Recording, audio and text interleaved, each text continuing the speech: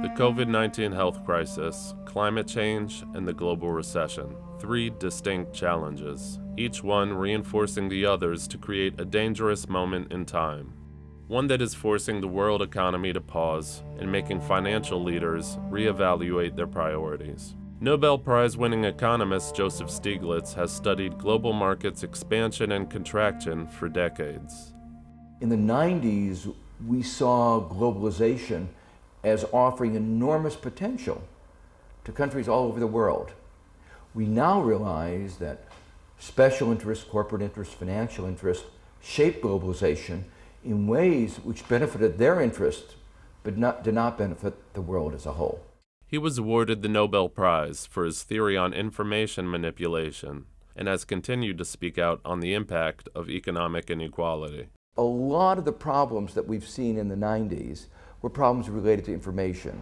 Alternating series of bubbles followed by recessions led to dramatic income inequality. It was also a decade in which there were enormous imbalances, in which greed, corporate greed, CEO greed, manifested itself at levels which the world had never seen before. That kind of greed, problems in the banking sector, problems in accounting, all of those were brought out. It fed the bubble, but then made what happened afterwards all the worse. In the wake of that boom and bust cycle, business leaders accelerated their search for new ways to remedy market inequalities, increasingly trying to incorporate social responsibility into their operations. It was the first wave of social entrepreneurship. GDP is not an end in itself, it's a means to an end. And if GDP goes up, but most people's standard of living goes down, something is wrong. Our economy is not performing. Inspired by those pioneers, today's innovators are also adapting to the current commercial reality. Davos, Switzerland.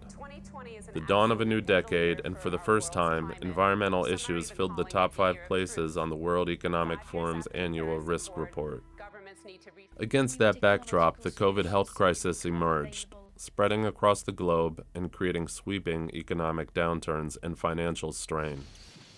The global economy is now expected to contract nearly 5%, the most punishing reversal of fortunes since the Great Depression. Congressman Raul Grijalva of Arizona has seen the impact on the American West. The coronavirus, the pandemic opened up this portal, and you looked at poor communities and indigenous communities and tribal land.